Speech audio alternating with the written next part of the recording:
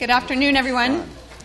So you're getting settled and getting your lunch and preparing for the hour ahead of us. I want to welcome you to Citrus and to the weekly research exchange talk. I'm Camille Crittenden and I'm Deputy Director of Citrus. We're really delighted to have you here, and before I introduce our esteemed speakers, I have just a few announcements.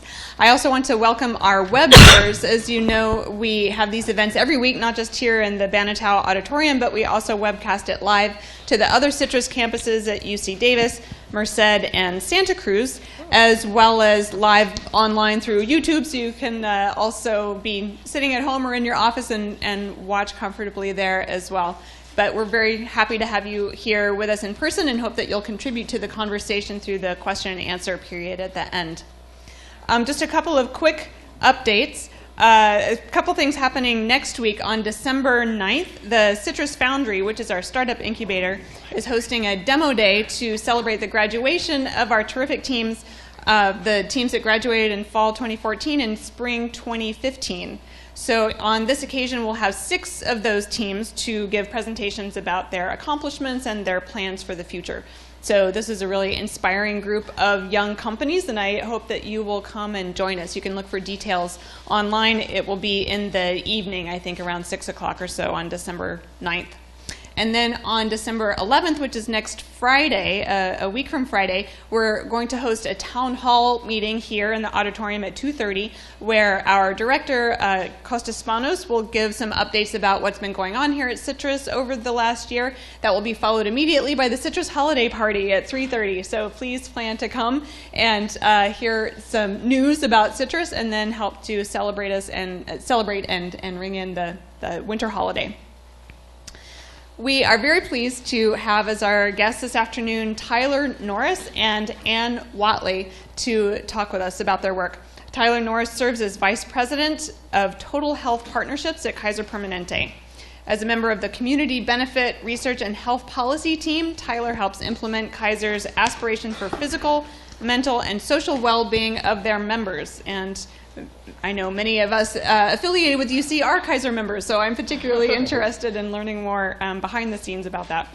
Additionally, Tyler leads Kaiser Permanente's portfolio of walking and related physical activity and active transportation initiatives. So as you probably know, health is one of the Citrus initiatives, so this is related to that research thrust, and healthy aging, healthy transportation, mobility is definitely an area that we're interested in helping to support research in, so we're eager to hear what Tyler has to say. Ann Watley has advised on topics of information strategy, digital communications, and network evaluation for online and social network initiatives for the last 15 years. She is a senior consultant with Network Impact and provides consulting support to change agents and technology platforms about how their work contributes to these positive outcomes that we're looking for. So please join me in welcoming Tyler Norris and Ann Watley.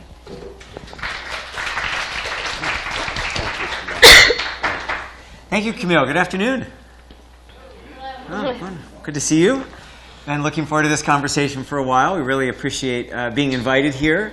Ann and I will talk for 35, 40 minutes or something like that. If you have a big question along the way, please make it informal. Have a good dialogue, and then want to open it up for any conversations.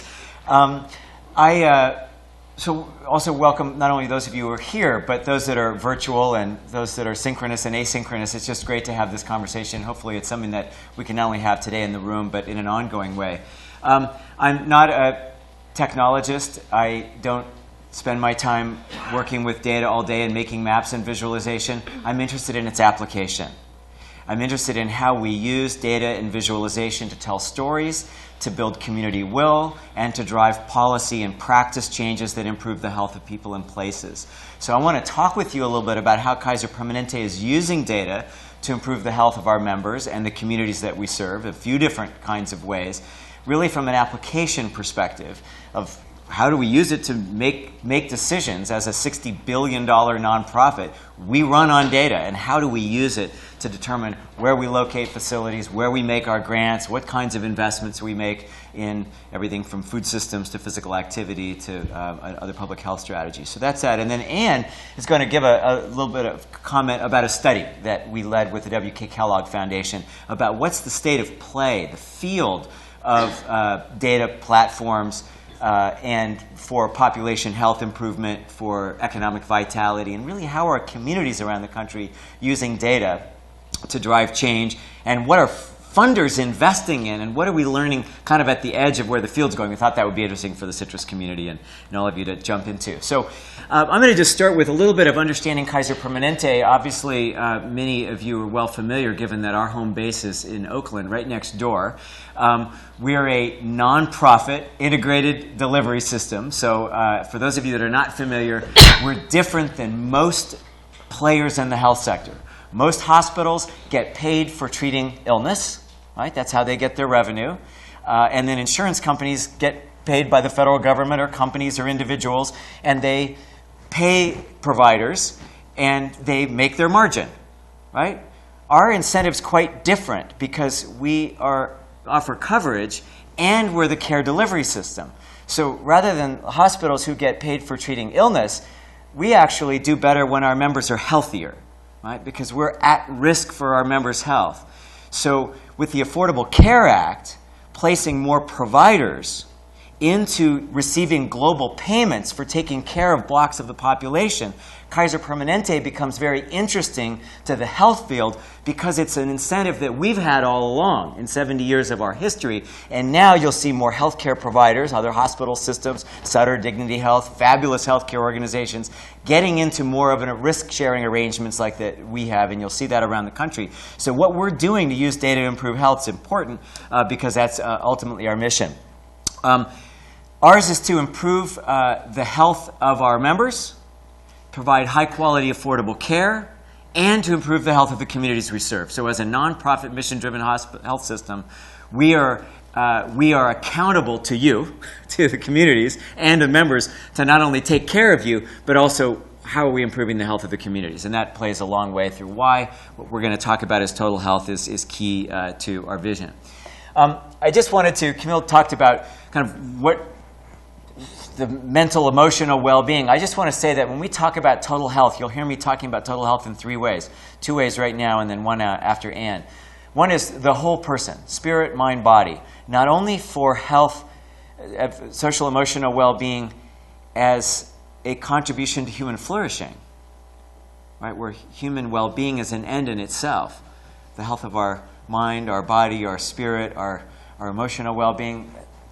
That's who we are. And so we don't want to just fix body parts and be a delivery system. We're interested in how do people thrive? How do people actually realize the fullest potential at any stage of their life with any ability?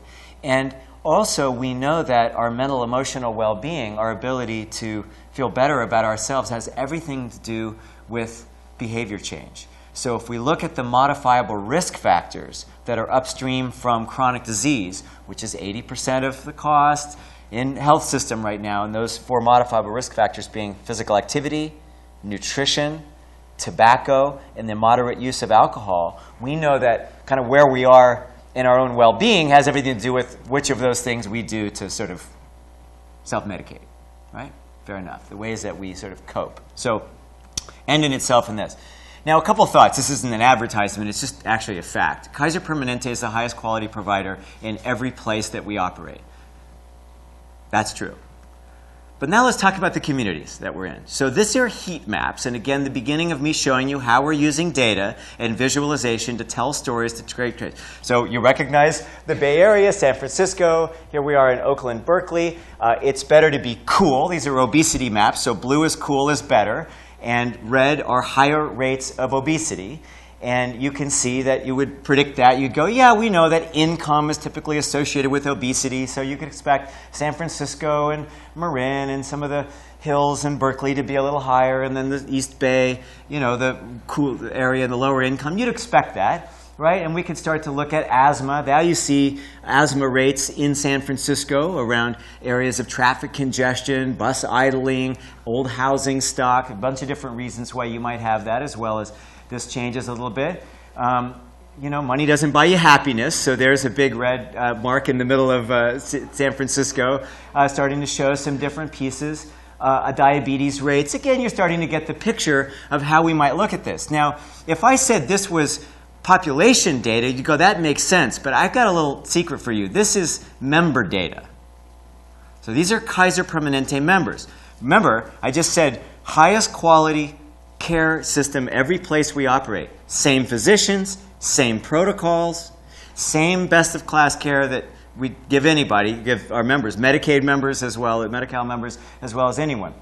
It's actually worse. This is our employees.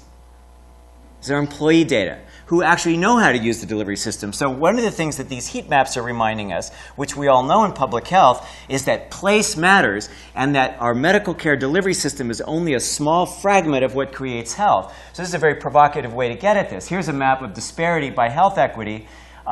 The 8-mile gap between sort of the Huff neighborhood and the Lyndhurst neighborhood is showing basically a life expectancy gap of between 64 and 88 years. I can tell you that in the Oakland Hills to the Flats, 1 mile is essentially 15-year life expectancy. Arguably, our zip code is a greater predictor of health status than our genetic code, which is important, and these kinds of maps actually help us get our arms around that. So again, if we're looking at data to be able to help inform what improves health, we need to remind ourselves what creates health. 10% of what creates health has to do with our medical care delivery system, and we have a tremendous amount of data on our 10.2 million members about their overall health. Oops, pardon me. Secondly, 30% of our health has to do with our biological inheritance, our genetic factors. So one of the ways that we, in fact, you know, we've got data on our 10.2 million members, and you can access your medical record and tests and labs on your smartphone. We have access to all that data, and so we can look at income, location, age, contrast that by different neighborhood factors and your clinical conditions, and do a tremendous amount of data analytics around that 10%. The 30%, we have 200,000 people in our biobank. So 200,000 of our 10 million members have said, yes, we'll give you our blood so that you can track our DNA. And what we're actually doing is looking at lifestyle and behavior and neighborhood and income and tracking that, looking at how genetic expression is playing out, which is reminding us that that 30% is not static, but the science of epigenetics and what we're learning about genetic expression would suggest that that stressful experience that you might have had in your childhood or you're familiar with a friend or some kind of a thing that happens, or to our veterans with PTSD, that's actually real-time changing our genetic expression, and we're passing that on to our kids. So that is a really important arena of what we're doing with epigenetics. And then the other areas, the 40% personal factors and environmental factors, are just reminding us that the interplay between our behaviors and the environments in which we live, like the maps I was just showing, are really the lion's share of what creates health. So again, back to our model, and where the rest of the country is going with the Affordable Care Act, with Obamacare, is the understanding that if we're really trying to improve the health of people, that the 60% of the solution is completely outside the medical care delivery system, and that's why population health and place-based data becomes so important, and why Ann and I are going to focus on that in a lot of this. And again, we're not getting astray from the clinical day job of ours. We're just reminding ourselves that these 4 modifiable risk factors, unhealthy diet, physical inactivity, tobacco, and the harmful use of alcohol, or immoderate uses of alcohol or other drugs, or opiate abuse and other ways that we medicate to, fill the gap, the hungry ghost, if you will.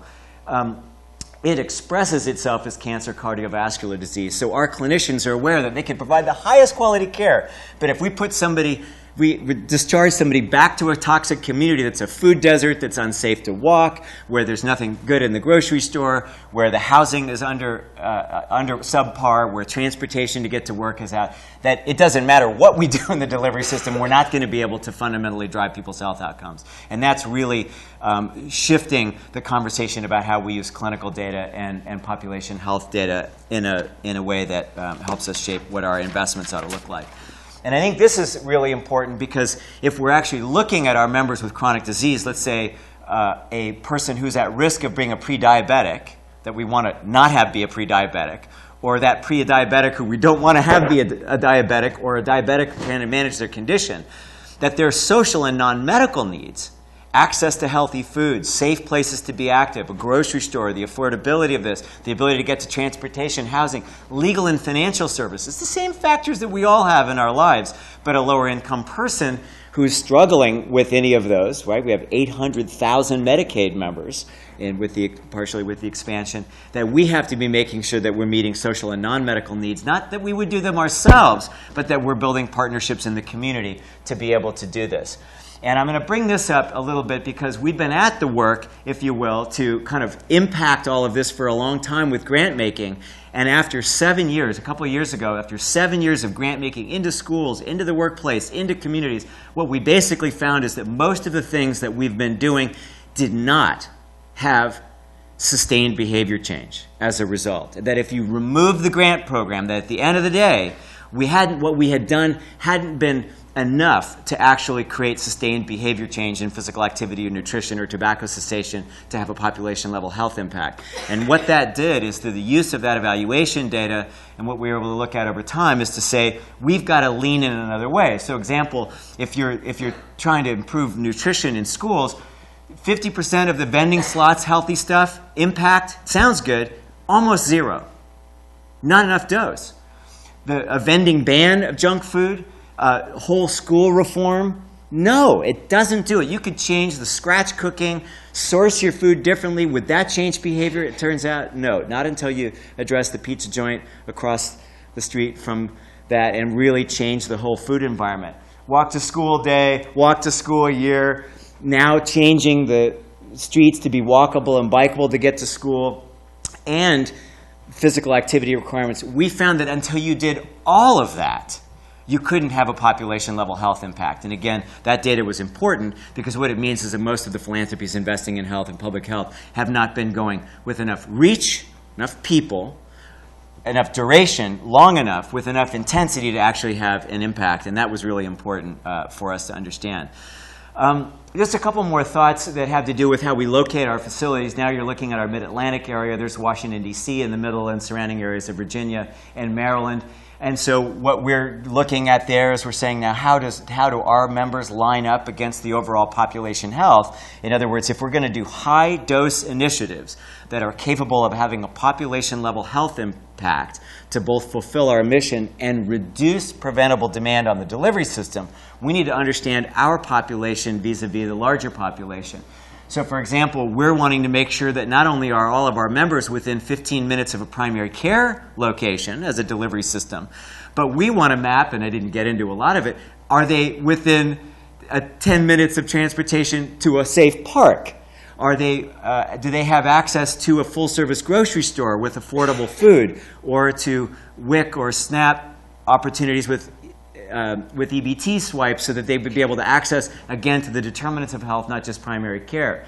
This particular map we did for transportation planning because we know that not only do people need to have access to care and access to health, but as the president has talked a lot about with career ladders, if we don't have people have transportation to work or to school in a meaningful way, we know that's going to not only impact long-term income, but which is, of course, an end in itself around living wage, but it's a determinant of health underneath it. So that's particularly important. And then we can say, well, where have we underbuilt transit as it relates to, for example, diabetes rates or parts? And this is a real key that we're using this. And then as a segue to bringing Ann up, many of you perhaps know this, but nonprofit hospitals, by virtue of not paying federal and state taxes on revenues, are required to demonstrate community benefit. So we may be the largest nonprofit in the country, which we are, but we have to then demonstrate that we're not only doing good things, but we're actually having a measurable impact on health. So one of the ways that health systems do that is by doing community health needs assessment. And so every 3 years, and we do it actually more frequently than that, but every 3 years we have about 80 indicators, and every location where our hospitals are, or in each of the regions where we operate, we collect data on these 90 metrics of the broader definition of health. We engage the community in dialogue around, so it's suggesting this about diabetes, or this about access to food, or the data saying this about domestic violence, or other community factors. What does that mean to you? So we have a data point that says, here's how far it is to get to a full-service grocery store, but until you have a conversation with a mom who's holding down 2 jobs and 3 kids about what it's like to actually try and get to the grocery store, then it's difficult to really have a conversation about, well, what are the interventions or the strategies in the community that need to change? And that's what the community health needs assessments are, is not only a meaningful way to bring data to the community by bringing a dashboard in, doing the community engagement, but then being able to hone in on particular areas and do hotspotting that would help shape where we should then make grants, make investments, partner with our competitors to do the same thing, work with health departments, philanthropies, local governments, et cetera. We have based this on a platform called the Community Commons. It's something I encourage all of you to go to, communitycommons.org. It's a free-to-the-end user GIS data mapping platform. You can go on there and make data maps of any particular issues you wish. There are all these subcategories. It's all public data, but what's great about it is you can go on there and make a GIS data map. And we put our whole community health needs assessment platform on the Commons so that we can give it away to the country for free, so that we can not only use it, but we make that available to the nation. I'm going to skip past that. This is just an example of what you can do with a few keystrokes. This is looking at Louisville, and we wanted to compare income levels with schools that have a high percentage of free and reduced lunch, right, lower income communities, and food deserts as a way to look at the relationship between income, access to healthy foods, and rates of disease as a way to do this. And then because our mission is not only to improve the health of our members and our communities, but to actually build the field for this, we tend to give away everything that we build. And so the Community Commons, which we helped invest in and grow, but Robert Wood Johnson, the Kellogg Foundation, the Centers for Disease Control, Public Health Institute, a number of leading organizations have also helped build the Commons. And so what we're doing now is partnering with all these other groups to sort of say, how do we build a data utility for the nation? What would it look like for funders to be using data similarly, for health systems to be using data similarly, as well as for people in academics, people in government, and then community residents to be able to make data maps about the issues that we care about and bring those to the table at a city council meeting, at a county commission meeting, into a community health needs assessment conversation, so that we're essentially using data to support democracy, to actually have people have the data that you need to tell a story and to be able to help drive a case in our political environment in a meaningful way. And so we have been working hard to say now, where's the field going? What are the opportunities? What needs to happen? And with that, I want to bring up my colleague Ann Whatley from Network Impact to share with you a little bit of data about hot off the press of what we've been learning from the field about what's wanted and needed. Ann? Thanks. Is my mic on now? Okay, great.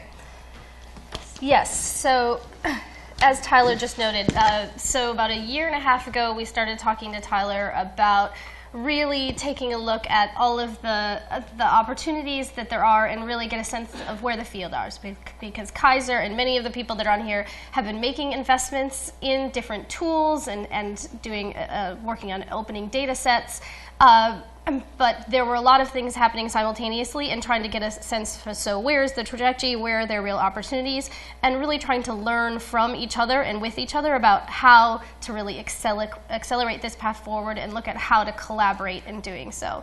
So we were looking at the how to understand the environment and encourage a conversation that could really involve multiple across multiple perspectives. So we knew that there were technologists talking to each other, and there were community groups on the ground that were kind of wrestling with different issues, and there were funders who were specifically interested in particular aspects. But how could we start framing this conversation so all these different parties could be talking to each other and leveraging the work that they're doing so that it can really come together in the best way possible.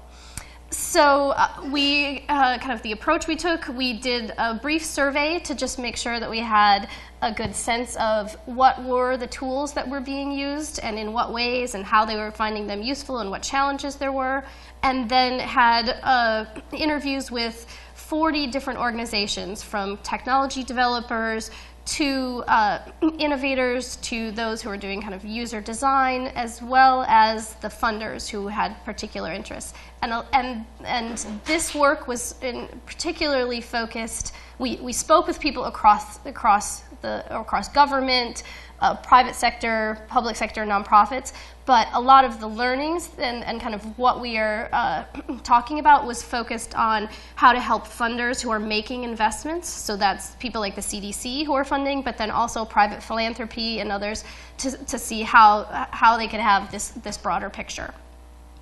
And what quickly became clear once we started with start with tools, is that we couldn't really manage the conversation if it was focused just on that kind of tactical level. That we really had to, the conversations that came very early on were looking at where's the capacity to use these tools and what's the overall environment. And that because of all of these challenges, that the social sector, so anyone working on how to address these social issues in communities, that the social sector was behind in how to really take advantage of data and technology. So the way we framed these themes was really around how to top considerations in terms of moving the sector forward. So the top three that came up, the first being really needing to consider the entire ecosystem, so not focusing only on data itself or only on the tools that are being developed, but looking at all of these things and how they interact and the system that's required. And the second is really relating to funding data and technology as critical to surfacing innovations that can help advance equity and social justice. And so there's that element, and then, however, inherent in the act of collecting data and building technology for specific audiences, there are social justice issues that need to be addressed.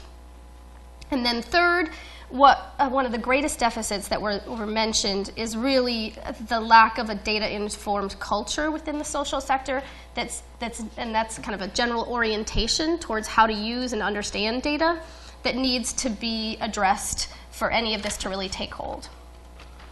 So the first here is looking at the overall data ecosystem for addressing social change goals, and that all of these elements really need to be working properly in order for the system to function well. And so I can break it down here briefly. At the core is data itself. So what data is or is not collected, what's accessible and open for others to use, and then the second ring, looking at the infrastructure. So what are the standards and protocols that are there so that data can actually be compared and used. And then third is really the tools themselves. So this is how you can, that people can actually access and make sense of the data, and how data can be integrated with other data to have a more in-depth analysis.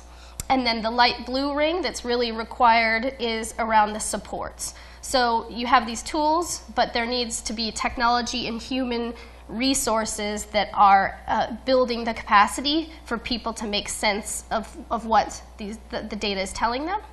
And then third is this idea of a data-informed culture that's really surrounding this, that's really creating incentives and fosters the orientation that ensures that people are understanding what they're being told by the data and acting upon it. And then on the left, you see the stakeholders. So the various different people that are involved and need to be engaged, because you can see where technology is being developed without a true thought for how it's going to be used in kind of on the ground. And then there are those people on the ground who are creating systems that don't really have the technology background. So really encouraging a conversation across the different stakeholders. And some of the examples we talk about, most of the ones that are the most successful include cross-sector and kind of different stakeholders being involved in that process. Second is the advancing social equity, or equity and social justice. And there, as I mentioned, there are several dimensions. The first people are probably familiar with is the challenge around if there's no data, then there's no problem. So that data is really critical to addressing equity challenges. The second is related to seeing data literacy as a civil rights issue. So that people and organizations in communities need to understand and be a part of data collection and the meaning making as part of their role as change agents. And that they should be equipped with the knowledge and capacity to tackle these challenges themselves so that they are active participants. And then the third is really around ensuring that privacy and security and data sharing policies that are a key part of any planning and decision-making process. So what we did is took the data ecosystem map and overlaid with some key questions related to equity and social justice. So helping think about, like at the core, who decides what data is relevant in a community? And looking at infrastructure and tools, who has access to the data itself and to the tools to make sense of them. From the bridge and support, it's so who is part of the data science workforce, and so what biases do they bring? And around data-informed culture, do people and decision makers have the information they need to support equity and social justice? And from the stakeholder side, who is engaged and what's the level of engagement that they're involved in? So just kind of questions for people to walk through in looking at it from this perspective. The third is a kind of foundational to building the capacity is really this need for a data-informed culture. And so when we spoke with funders, one of the first questions we asked them to kind of kick things off was like, so how do you feel like your organization is doing in terms of being data informed? And I'd say 95% of them acknowledged that they had a ways to go themselves into really integrating it into their own planning, even though they may be funding efforts for their partners and grantees to be doing that work. And so we kind of saw this as a way to look at it and asking yourself kind of internally, does your organization have a system to really make use of data in terms of its planning and strategy? And then thinking about your partners. Are you sharing data with your partners? How is that being coordinated? Are there incentives to do that? Are you resourcing your partners and grantees in a way that they can make sense of data? And then third, to the greater field. So the data that you do have, are you making it accessible to as many people as possible that could find this information useful? Oops. So we went, I should back up a little bit.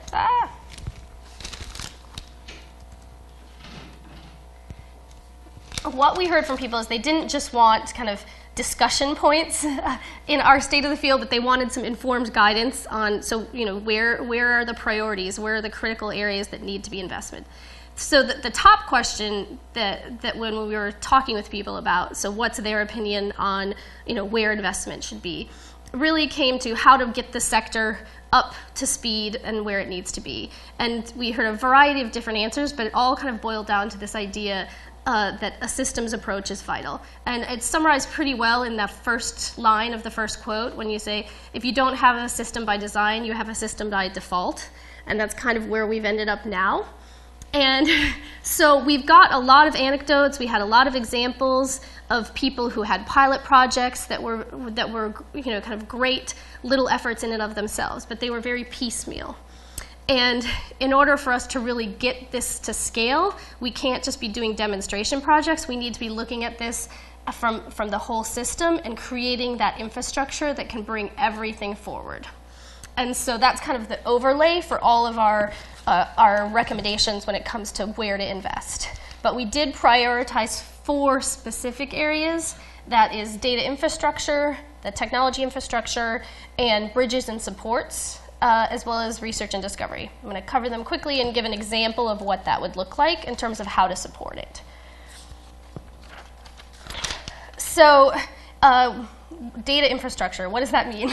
How to support it? The first is access to data, and that one's fairly straightforward in the sense of we want to ensure that more and different types of end users have access to open and machine-readable data so that more apps and resources can be built on top of them. The second is data sharing, and so that's the idea of really facilitating and linking sharing across the sectors by supporting the standardization and interoperability necessary to link things. And the third is this privacy and anonymization, and really addressing the ethical issues that come up head on. So that's integrating those kind of the key questions and this discussions into the planning process and the decision making. So there have been examples of creating ethics advisory panels or fostering discussion of kind of agreement around ethical standards that can be further supported. One example in this area is Markets for Good, which is was an effort that a few years ago that the Bill and Melinda Gates Foundation and LiquidNet for Good, which is a kind of corporate funder, has put together, and that's really looking to develop data protocols for the social sector data, and they're looking to increase efficiency so that you can have standardized grant reports and the same data is being collected from organizations that are working on the same issue, so it can be aggregated and then used kind of at a higher level. The second is technology infrastructure. Sadly, many organizations and even public agencies don't have the technology they need to do the work that we're talking about in terms of analysis and even just housing data. And it's difficult right now to get funding to do technology upgrades. So that is one area that needs to be addressed. And the second is in data sharing. So investing in the maintenance and creation of data commons to provide safe places and infrastructure for sharing data across sectors. So community commons is an example of that. And we're saying in particular, looking at how to support open source tools so that you can have the maximum number of people innovating by the most possible users. And so one example that we have come across is, well, I should say several, but it all relates to the passage of the Affordable Care Act, and that there were a number of states that simply did not have the technology infrastructure that was necessary in order to actually implement the exchanges that were going to be required. So there were a number of different funders who traditionally had never funded technology before that found themselves in a position of figuring out how to do so in order to accomplish the goals that they had related to healthcare access and kind of community growth. So they funded, the examples here in Colorado and Connecticut, the all claims payer databases, and in New York they funded the state's IT systems upgrades to allow the exchanges to happen. So I wanted to, since the title of our talk was around tools, we did do an analysis of the over 120 tools that people mentioned to us in relation to what they were using. And one of the things we looked at was the level of experience required to use these tools. You'll see at the kind of top, there are a fair number that are kind of entry level, and I'd say most of those are kind of what people, when we asked about what they were using, they would say like Microsoft Excel, SurveyMonkey, like those very basic things. And then on the other end was like required highly expert users. The challenge here that it comes is that the sector doesn't have the capacity to use these tools. And so we have tools, but very few people who can actually make use of them. So this leads to the third area of investment of capacity building. And so that it has a couple different dimensions. Skills and knowledge development, so the funding of people's time within organizations to actually collect data and analyze it.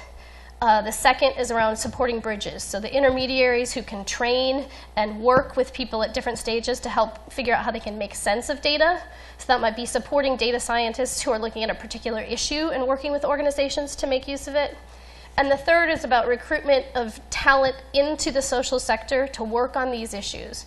So it can be bringing in existing data scientists and creating incentives for them to be involved in this work, providing scholarships so that data scientists will get involved in the work, and also just fostering the community of data scientists that already are working in the field. An example of this is the Knight Mozilla Fellowship, and they have focused on bringing data scientists into journalism and raising the profile of them within media organizations with great success. So the last is around research and discovery, and it may sound counter to what I was saying about not creating more piecemeal efforts, but the idea here is if you are going to fund and support innovative work that's really pushing the boundaries, see if you can support projects that are supporting as many aspects of the ecosystem as possible. So looking at not only funding the tool development, but also the building the capacity to use, or also including the data access issue. And that includes looking at impact investing. So are startups that are for-profit entities but are working in this space, seeing which ones could really, truly help move things forward. And a great example of this is the HHS's Idea Lab. They have a kind of challenge grant for startups to pair them, once they've been vetted, pair them with health systems so they can really bring their ideas to scale. And the last is not an investment area, but it's really an opportunity for philanthropy funders in really walking the walk. So as we said, they've got to look at how they're operating and what they're doing to really take advantage of all of these opportunities. So that's around supporting grassroots advocacy, so helping get on the agenda the idea of looking at how data is being collected and used, changing their investment strategies. Philanthropy is famous for having long timelines where you put a grant in and then it's 2 years before you get the money. And in today's digital world, so many things have changed in that time frame. And also advocating to advance the data ecosystem. So really using the bully pulpit to make this issue something that is a priority within the sector. So Google and their social impact team has done some, what we used lean grant making. So the idea that you give funds that are flexible so that as the development of technology is kind of in play, you're able to adjust to what you're seeing through the development process. So I just wanted to touch really briefly on how some innovation examples and how they relate to some of the top questions that people in the field are experiencing. So one of the questions that comes up a lot is, what can data tell us about, accurately about the conditions on the ground? And this is in Chicago. They have sensors on the lampposts across the city that really are kind of a fitness tracker for the city. And they're looking at then how to use that data to be more efficient in their resource allocation and try to address issues before they become a problem. And they have committed to making all of this data accessible to others so that new platforms and apps can be built using it. Second one, actually, I just realized is also in Chicago. This was the city of Chicago, a great example of a cross-sector effort. City of Chicago had data over prior years of how they were addressing the West Nile virus, but they didn't have any internal capacity to do anything with the data. And if they wanted to look at, so how can we use this information to kind of look at predictive analysis and modeling, they got funding from the Robert Wood Johnson Foundation to run a contest on Kaggle. And so they had 1,300 teams that were all looking at different ways to analyze the data, and so that they can use that information in order to do their planning next year. Other is really around breaking down the silos of data. Many times we heard people talking about how they're only looking at data within their own kind of area. So with maybe just housing, just health. And when you start looking across is where some new insights really are surfaced. And one great example of this is this University Innovation Alliance, and connecting these data sets to bring about some new interventions that really have had some amazing results related to retention and graduation rates. And the last is really looking at kind of real-time data feedback loops. And this is an example of an app developer partnering with a foundation and a health provider to look at how to increase some of the behavioral services for their low-income patients. And so this was just like top line of this report. If you want to download the full summary, you can go to networkimpact.org, leveraging tech, or it's on GrantCraft. Or if you have specific questions, you can contact me or Tyler. So I'll move on. Great. And Ann, why don't you just give Sure. I think just given time, I'll just wrap up with one other thought, which is that we're now looking at not only how do we use our grants, but how do we use our procurement, our hiring practices, how we locate our facilities. And the last thing I just wanted to put out around data is working with PricewaterhouseCoopers right now on how do we actually create understanding pathways between when we pay a living wage job into a neighborhood, how does that relate to a social benefit, how does that relate to economic benefit, and how ultimately does that track to long-term health. So a really interesting arena in the work of what's now being called anchor institutions, which of course the University of California, Berkeley is as well, as rooted organizations who can use their procurement and their hiring and their facilities to actually drive community health broadly. And this is a really interesting area around data, understanding that. So I don't know if we have any time for questions or not. We have 3 minutes. Okay, great. But please, if you have a question, I'll bring the microphone to you. That's great. Hi, thanks. It was a great talk. And I'm a Kaiser member too, so proud member. Curious about these slides. Will the slide decks be available for download anywhere? And then my second question is just an observation. I thought, an observation and a question. I thought that a lot of interesting data collection and tracking tools. And so, the data science and finance and science and engineering is very interesting, but has there been any look at, by Kaiser program in terms of just good old-fashioned financial engineering or financial science in terms of, I'm a Bank of America customer. I have a Bank of America card that gives me financial incentives to make decisions. Travel rewards cards, other cards out there, and I would imagine that you could get people to change behavior, vending machines aside, to make better decisions on their purchasing by offering, financial incentives that play back into their health records. So just curious about that. First of all, the slides, absolutely yes. And second, this arena of behavioral economics is really an important one. If you're not familiar with that work, check out Daniel Ariely or BJ Fogg at Stanford.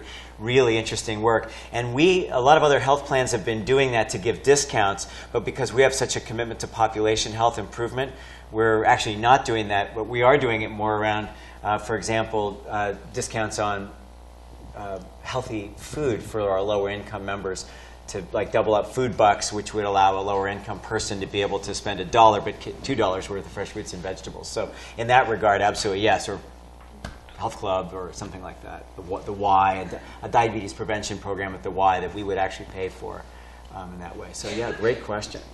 Well, let's thank our speakers again for them coming.